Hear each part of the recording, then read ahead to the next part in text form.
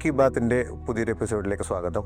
ഇന്ന് നമ്മുടെ കൂടെ doctor Yogeesh Kamath, consultant knee and hip specialist surgeon, doctor Vishwaranjan Das, rehabilitation practitioner. Doctor, സാധാരണയായി മുട്ടുവേദനയുള്ള രോഗികളെ കുറിച്ച് പറയുകയാണെങ്കിൽ മുട്ട് കുത്തരുതെന്ന് സാധാരണയായി പറഞ്ഞു കേൾക്കാറുണ്ട്. ഇതിൽ എത്രത്തോളം സത്യമുണ്ട്?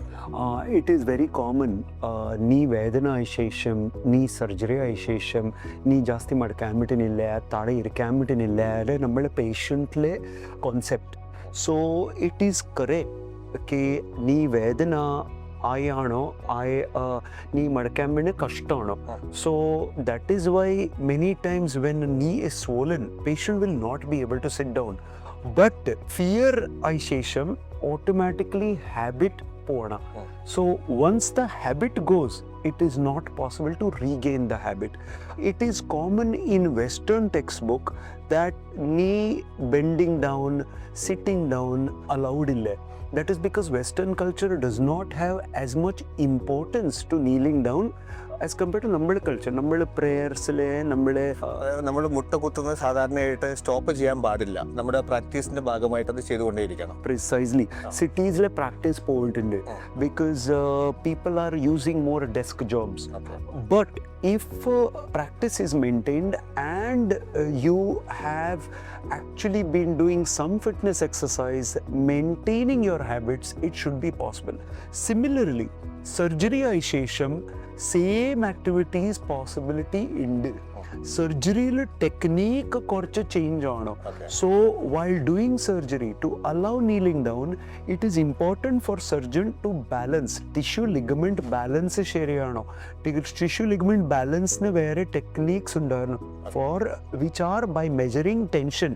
This is not with modern technique like imported implant or robotics.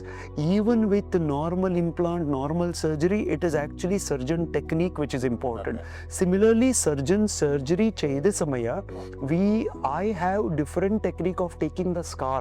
So scar മുട്ടിലെ ഫ്രണ്ടിലെ ആണ് sensitivity ആണ്. So we take the scar at the side, we have techniques, and along with that, following surgery, patient motivation very important. Patient exercise ചെയ്യണം very important. Correct. So surgery ആയ ശേഷം nailing down definitely possible ഉണ്ട്. But immediately ആയില്ല. First 2-3 മാസം വേദന ആയി, കുറച്ച് stiffness ആയി. സോ അത് ഫസ്റ്റ് കമ്മിയായി.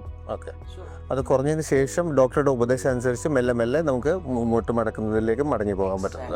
സോ 2-3 ഫാക്ടേഴ്സ് ഉണ്ട്. ഫസ്റ്റ്, കറക്റ്റ് എക്സസൈസ് വേണം, ഫേസ് വൈസ് എക്സസൈസസ് വേണം, ഫ്ലെക്സിബിലിറ്റി വേണം മുട്ടില്. ഫസ്റ്റ് ഫ്ലെക്സിബിലിറ്റി ആയ ശേഷം മസിൽ സ്ട്രെങ്ത്, പിന്നെ കോർഡിനേഷൻ വേണം. Because when you are going down, control ഇല്ല ಅಂದ್ರೆ there is always a chance of falling. Plus when we have the surgery, മുമ്പത്തെ സ്കാർ ഉണ്ട്. So scar touching the surface can be little unpleasant experience. So that's why it is always better to have scar desensitized, correct regular exercises. പിന്നെ initial starting nailing down time കുറച്ച് support വേണം. Cushion, basically cushion. ഇത് after സർജറിക്ക് ശേഷമാണ്. സർജറിക്ക് ശേഷം many time patient think that physiotherapy, rehabilitation important only for 2 months. അല്ലേ, continue ആണോ. Muscle strength to come minimum 6 മാസം വേണോ. ആയ ശേഷം കോർഡിനേഷൻ വേണം. സോ മസിൽ സ്ട്രെങ്ത് പിന്നെ കോർഡിനേഷൻ ആയ ശേഷം എല്ലാ ആക്ടിവിറ്റീസ് ശരിയാണ്. അപ്പം പേഷ്യൻ്റ് ഇതിനെ കുറിച്ച് എഡ്യൂക്കേറ്റഡ് ആവേണ്ടത് വളരെ ഇമ്പോർട്ടൻ്റ് ആണ്. എക്സാക്ട്ലി.